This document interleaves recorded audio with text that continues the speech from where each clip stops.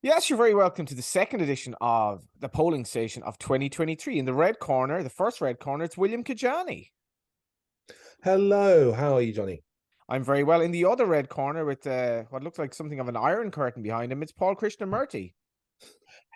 How have you beaten me to the Soviet Union reference? How's that happened? Uh, two two reds under the bed and an iron curtain. And last week we called the show Groundhog Day. The mad thing is, William, this week, since we had the last show, we've had another January 6th insurrection of fascists trying to proclaim a false result.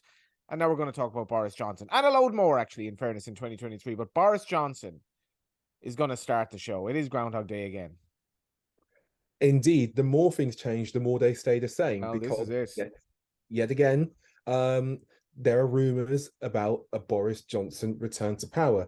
It feels like every 6 or 7 weeks this happens. A group of disaffected conservatives who are either in Johnson's cabinet or who had, increased influence because basically Johnson's prime minister. They look at the state of the country and they go, "This is terrible." And we're ruining sort of the Johnsonian legacy. And then when Rishi Sunak changes some of those decisions, a case in point, we're not going to get too into this, but like the Channel 4 privatization was a case in point. It made the Dean Doris very angry. A group of them come and then we start hearing about their plans to get on the ballot or such, or their plans to basically engineer a return to power for Boris Johnson. Johnson is still pretty popular amongst Tory members. They still hold him in pretty high regard, and that hasn't really changed too much. He's had a dip with them because of basically the circumstances of last year, but he's still reasonably popular. The only issue is, as far as the Tories are concerned, is that well, twofold. Number one, if you had Sunak being kicked out of office, it would be untenable. There would need to be an election straight after. I don't think the country forgive another one being imposed, particularly the one that got kicked out.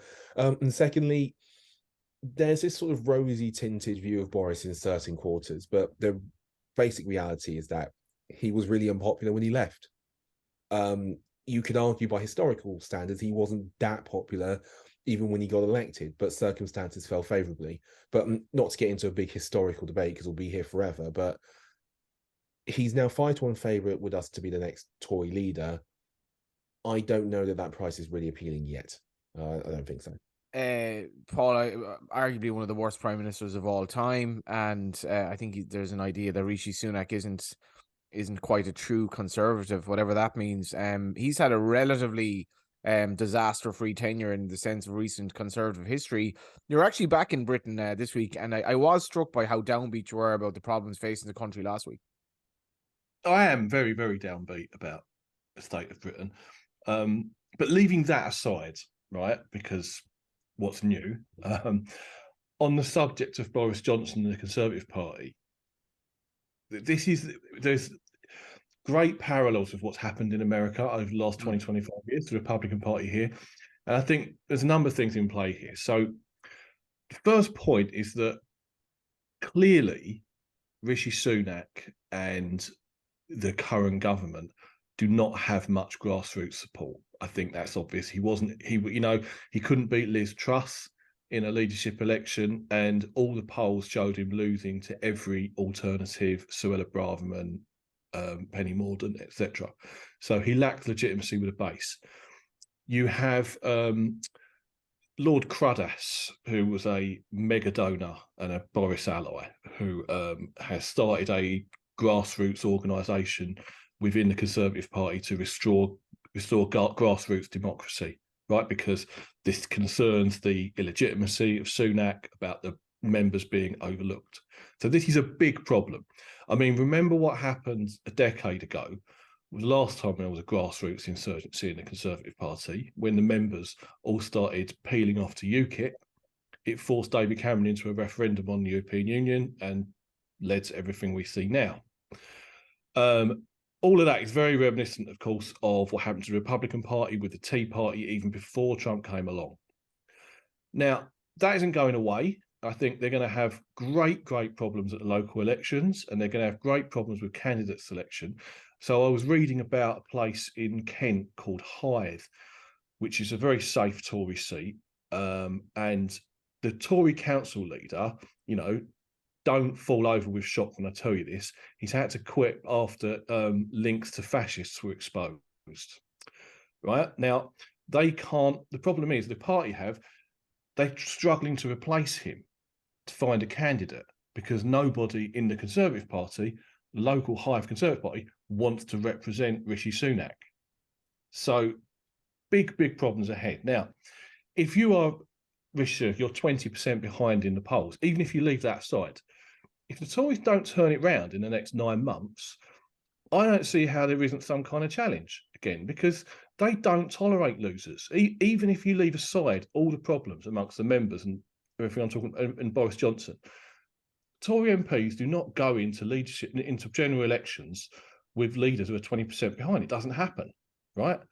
And they're also not going to risk an illegitimate type of leader against whom there might be a right-wing insurgency and say 5%, 7% go off to Reform UK, as the polls are currently suggesting, which is a pretty astonishing figure, given that they're barely a party. So big problems ahead. Now, bring Boris Johnson into that.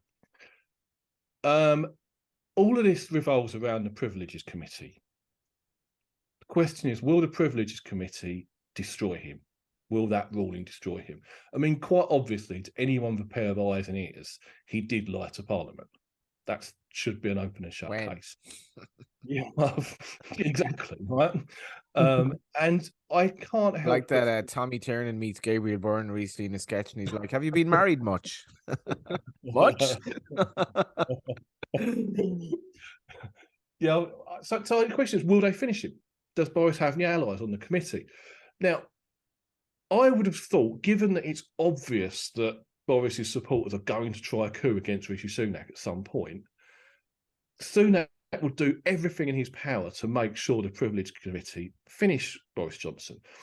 And I think that the Grant Shapps photoshopping incident is perhaps more significant than it's not just a laughing matter here. Fourth Soviet mention on the podcast. So pure Soviet, isn't it? Right? Yeah. Shapps, to me, or Michael Green, or whatever he's calling himself now, he is a real player. He is someone who knows where power lies and how to court it and how to stay in favour. And if he's dumping on Boris in that way publicly, that does not bode well for Boris Johnson. This is fascinating, William. And if you're not familiar with the story, it is very reminiscent of the Soviet era, where essentially the business secretary Shapps, he has denied doctoring a picture on his Twitter feed to remove former Prime Minister Boris Johnson, and at the risk of libel and litigation and all that, it kind of looks like he did, to be fair. It kind of looks like he did because he did. The big problem here. Yeah, it's like one of these COVID pictures where there's like a 2 meter kind of gap, like for social distancing. But that's where Boris actually was. Yeah, absolutely unreal.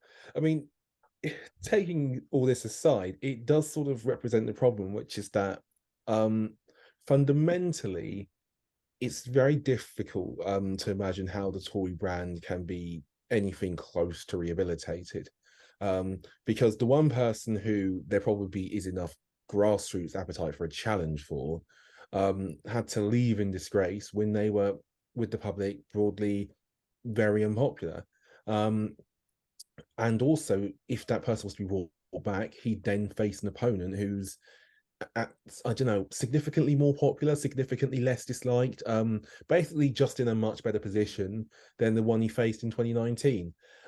It does feel a bit like they're just heading for the exit door, and there's nothing really that can fundamentally sort of turn the momentum of travel around. Because can I actually go on from that? If you're a young conservative now, presumably, A, there's something wrong with you, but B, you'd be afraid to admit it, would you not? Would you so what are their candidates likely to be going forward in terms of young conservatives coming forward, and how damaged is the party in terms of its future from 2022? It's immensely damaged because these are a number of generational factors, but housing is a really big one amongst them. The Tory voter, the average Tory voter, the crossover point basically for changing from Labour traditionally to Tory is growing and growing. Even Laura Kuenssberg asked Rishi Sunak on Sunday, why should anybody under 45 vote Tory? Sunak then, in his answer, included, we're also stopping the votes. And that sort of is a great summation of how the party sort of drifted into almost an irrelevance, because young people feel battered by Tory policy. They feel disrespected by Tory prime ministers and ministers. They're unable to get on the housing ladder, and they're unable to get access to the sorts of jobs which are small supply that would make the cost of living bearable. And the Tory party doesn't have fundamental answers to those problems. So yeah, you are getting a lot of people who, I mean, to be fair, traditionally young people more often Labour, but yeah, you're getting a drift even of young Conservatives because they don't believe in the party, they don't think the party works. I do say that in jest. I mean, a young Conservative who stands for the idea of working your ass off to earn a wage and bettering yourself through that, or whatever it is, fair enough, it's an ethos. But Paul, what does Labour even stand for? If you're a young, sort of politically aware person in Britain, what are your options here? Well, look, I don't want to give Starmer some benefit of the doubt that he doesn't necessarily deserves. You know, I'm not, as a natural Labour voter, I'm not exactly enthusiastic about them. But I also think that the Labour Party does stand for pretty clear things. Every Labour government, every Labour leadership, whether that's Corbyn or whether that's Blair, right? I mean, no, Blair and Corbyn both stood under the same banner: the many, not the few. Right, that is basically what Labour Party was founded to do and what it is. And all that's going on right now is that Starmer is playing a clever electoral game. He's learned the lessons of the last decade, and knowing that being in opposition, you don't want to stand for anything. It doesn't pay standing for anything. You're just walking into culture war, you know, landmines every 5 minutes. And you come up with a good policy, the government steal it, right? He's following the same opposition strategy that David Cameron pursued, which was simply to basically have no policies for years, right? And then it's like Seamus Heaney, whatever you say nothing. Like basically, say nothing. Yeah, and wait for the government to screw up, and that's what he did. You know, he did nothing. He had no policies, and then he waited for the energy crisis, came up with a policy, right, which outflanked the Tories, showed them getting ahead on it. Waited for Partygate to be like the government's disaster, and just absolutely stamped on them. And this is good opposition strategy. And I do think Starmer will come up with policies over the next year or so, and they will be on housing, they will be on childcare, they will be on the National Health Service. All those core things that the younger voters want, as well as some older voters, and that fit within a natural Labour platform. Now, just going back to the Tories and this age problem. I mean, this is a really fundamental problem. This goes back quite a way. So, you know, again, don't want to do the history lesson thing, but when Cameron took over, this was their problem. They'd lost 3 elections and they had this toxic brand, and their voters were too old, right? So what Cameron did was rebrand them very superficially, right? Knowing that, you know, they had to have more minorities and more women. They needed to talk about the environment. They didn't have to actually have any policies, but they had to do those basic brand things. Problem now is post-Brexit and culture wars and micro-targeting, I don't think the Conservative Party can do that. And, you know, it's really revealing that Sunak talks about stopping the boats, right? And that he keeps people like Suella Braverman in big things. Because he doesn't, as much as that may not be a general election winning strategy, he has to do it because the 30-odd% of people who are going to vote Conservative at the next election are militant about these issues. And Gavin Barwell, who is Theresa May's chief of staff, he said this: there is no future for the Conservative Party that is not as a hardline immigration party now. There's no room there. Yeah, and just that's interesting, William, as well, in that the conflict of what you're trying to do. When we see Sunak flew a private jet to a hospital in Leeds, and he has climate pledges at the same time. So you're wondering even where he is on that, and is there any votes in climate for the Conservative Party? We do have actually a market though on the next cabinet minister to be given the heave ho. It's actually been quite some time since we've had one. Was it October? Yeah, I only it's say been that partly as a joke. Actually, I was like, that was 3 months ago. it's been a little while since we've had a cabinet minister depart. There was big pressure on Suella Braverman. And there was big pressure on Dominic Raab, but Sunak has held firm on those, and I feel like it will be a while before somebody bites the dust, even with things as they are. So we got a market up. At the moment, Braverman's leading it. She's about a 5-2 shot. Steve Barclay is 7-2. Again, reflecting the difficulty of the brief, and what can be achieved with it. Mark Harper's 5-1, Grant Shapps is 7-1, Chris Heaton-Harris is 10, Dominic Raab is 11, 12-1 bar, and bigger the rest. So yeah, we've put this up and we're going to see how it goes. My feeling is it'll be a tricky one. I think the winner there is probably in the first 5 or 6, although I do think Therese Coffey might struggle to get much done that is positive at DEFRA. The only thing is, does she become the face of enough negative attention to possibly push her towards the door? I'm not sure. I think the most at risk would be Braverman, basically because of perceived failure to be hardline enough on immigration, although not that she's trying. Yeah. Briefly, Paul, have you any opinion on this market? Well, I thought about Theresa Coffey.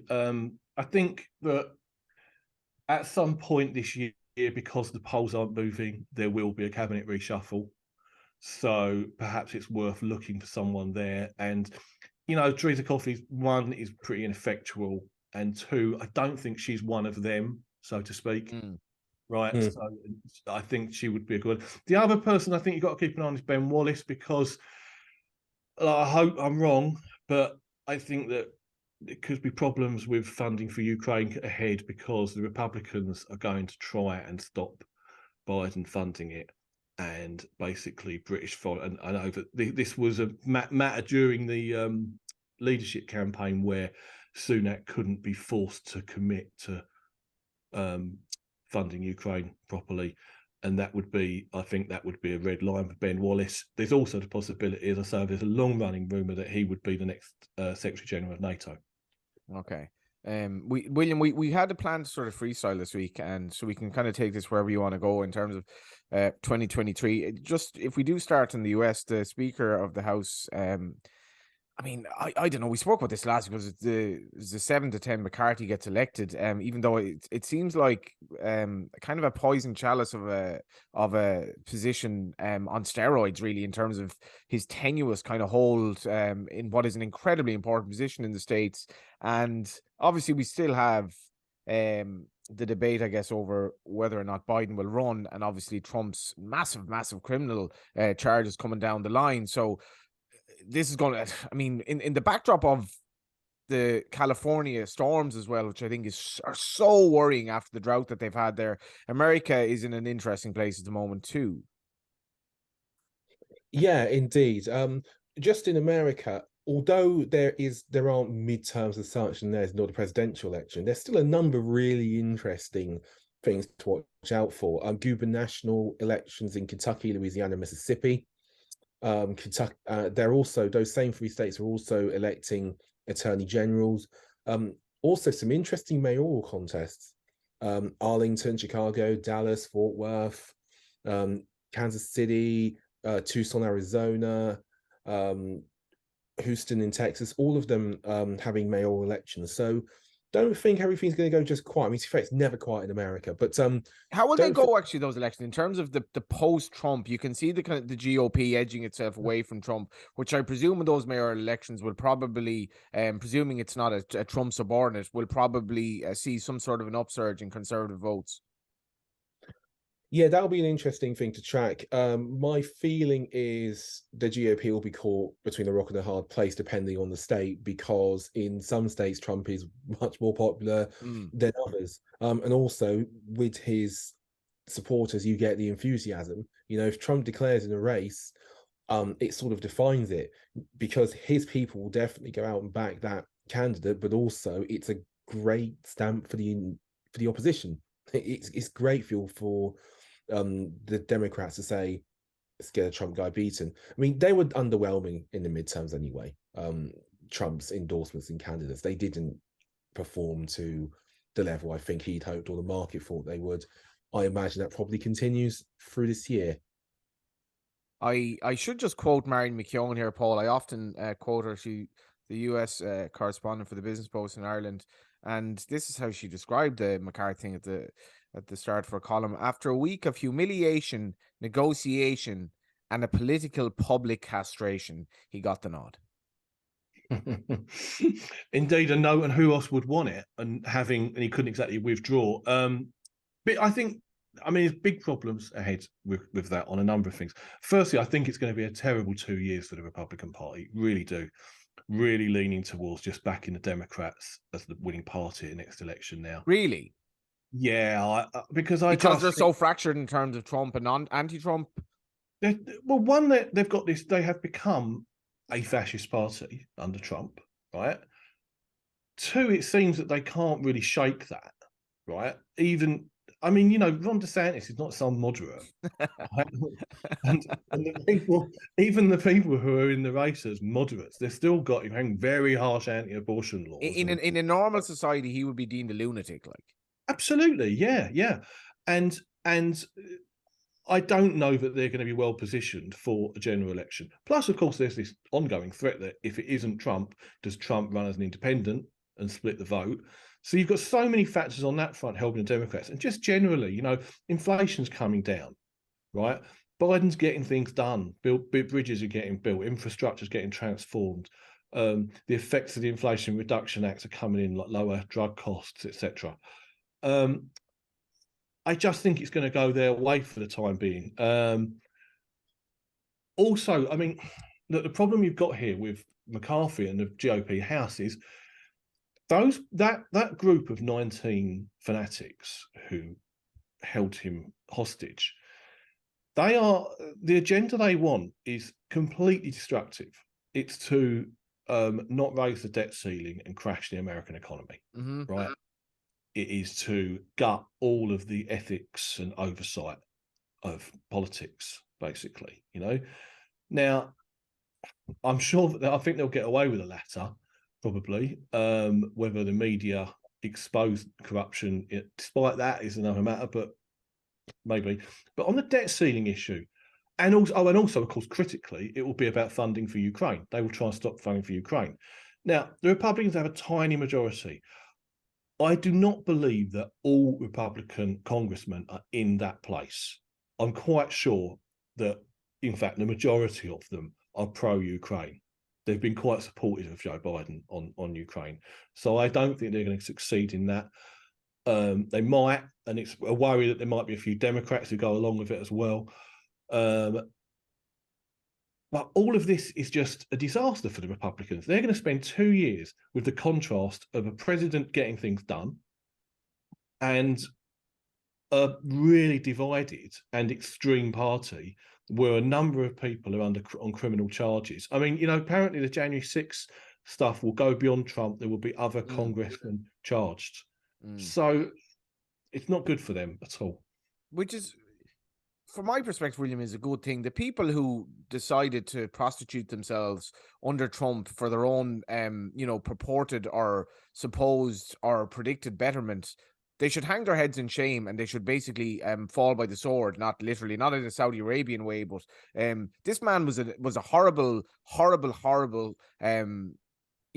politician from the get-go, and those who basically got in under his wing, I don't think they have a leg to stand on. I really don't. But the problem is, as Paul says, it's completely fractured the party now, and that it can't wrestle itself away from this neo-fascism. Yeah, the Republican Party has changed and moved right quite rapidly. How are we in a situation where the Republican Party is somehow in bed with Russia? I mean, what? Oh well, listen, we could be here all day, all Groundhog Day, but we've seen, I think, in recent years, a number of parties in various states across the world move closer to the Russian sort of point of view, move close to the Kremlin, have close ties to the Kremlin. Some over here, some in Europe as well. It's going to be one of those big geopolitical battles that probably shapes the next decade and the decade after that. In terms of what that means for Republicans, things are going to get harder, I imagine, for them, particularly also as Paul said, should Trump lose, he can run as a third party. That would pretty much seal the fate of any Republican candidate. Even DeSantis, I don't think, is all that good and that charismatic to go and get the votes needed. It's a small section of votes. You know, every vote's got to be fought for. Doing that with somebody chucking bombs over from third party is going to be very difficult. I mean, look at the damage Ross Perot did, you know, and this is Donald Trump. So yeah, that would be really difficult for them to deal with. On a local and state level, lots of factors involved. I do think, however, Roe v. Wade and that position is going to continue to be a problem for them, depending on the makeup of the electorates where they're fighting certain battles, as we saw in the midterms. We've a lot of interesting stuff happening across the globe. Paul, we might actually start with you. This is the rest of the world end of the conversation. You live quite close, very, very close to Turkey, and Erdogan is going to be obviously going to the polls in, I think, this summer. It's been a hell of a few interesting years for Turkey. Yeah, and the economy is in terrible shape.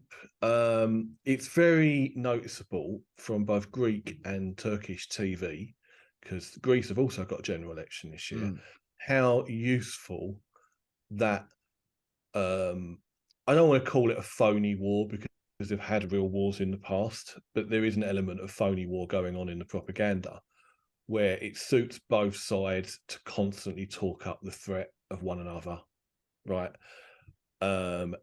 And with privately owned media, often indeed, guess what, owned by Russian oligarchs.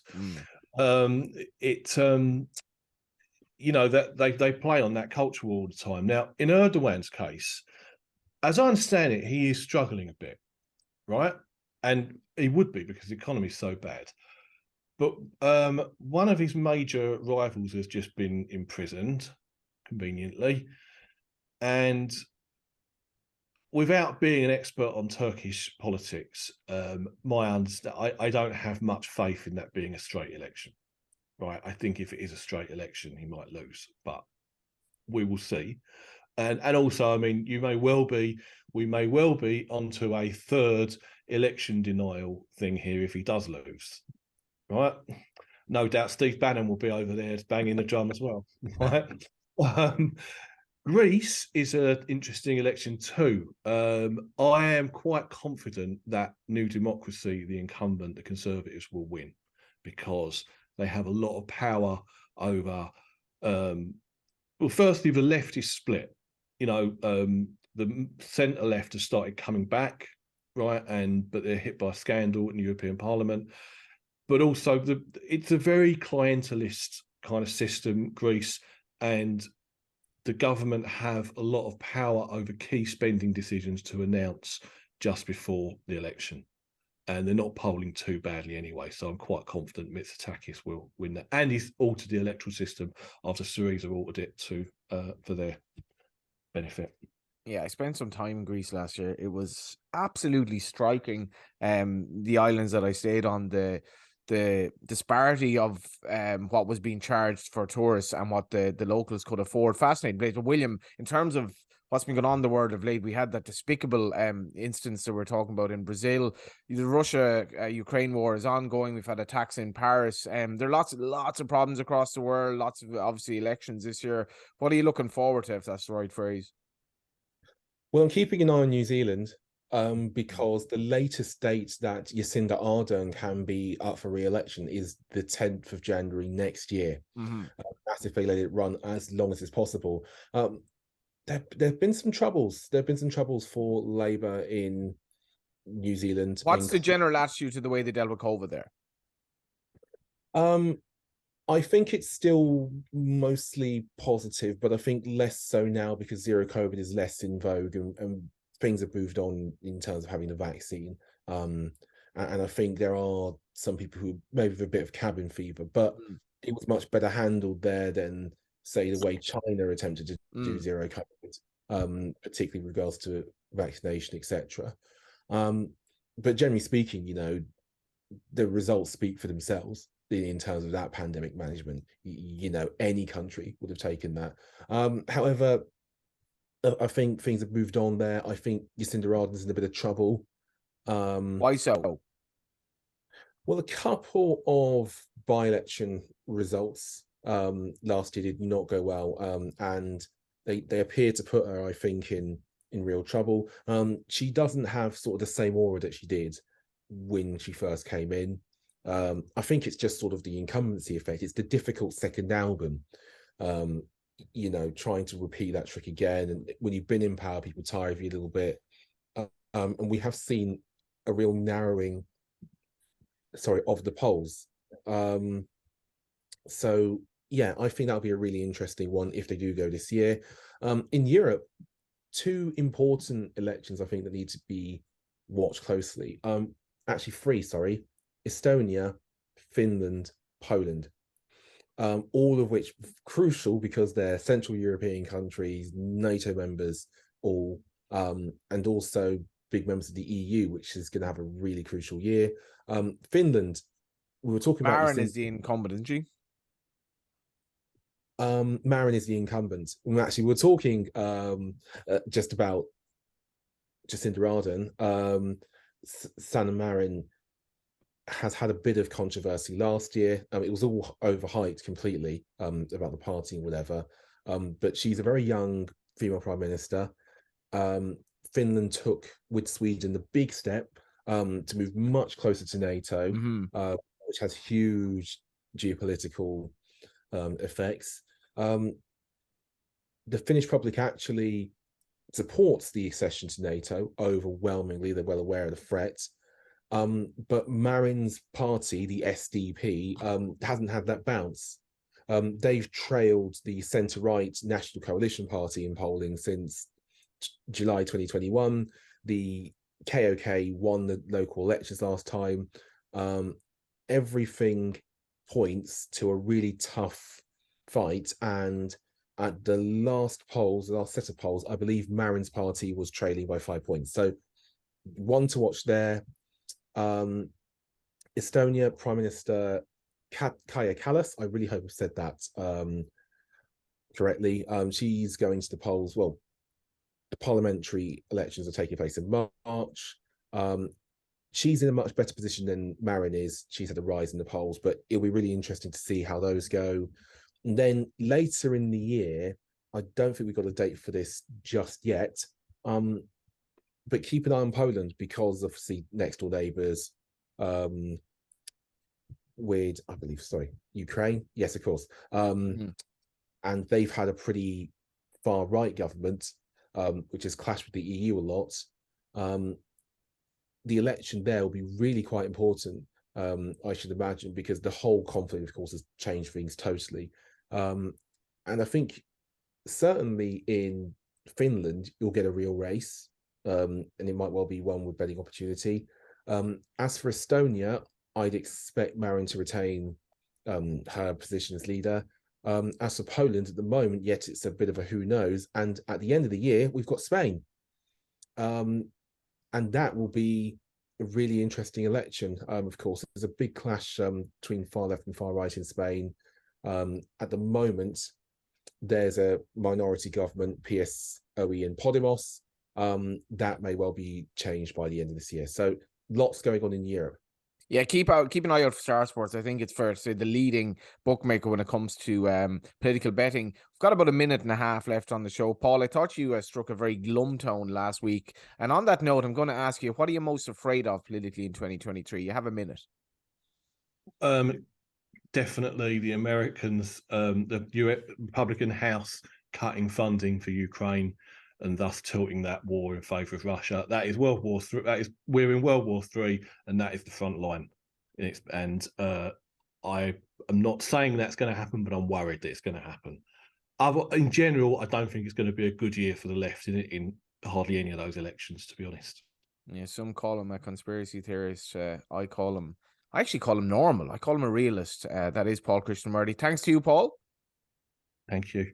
Yeah, Paul, from in front of the Iron Curtain, which actually was moving during part of that show. I was like, is there somebody behind it, like poking like an Only Fools and Horses episode? Hopefully this show was similarly entertaining. Thank you, William. Thank you very much.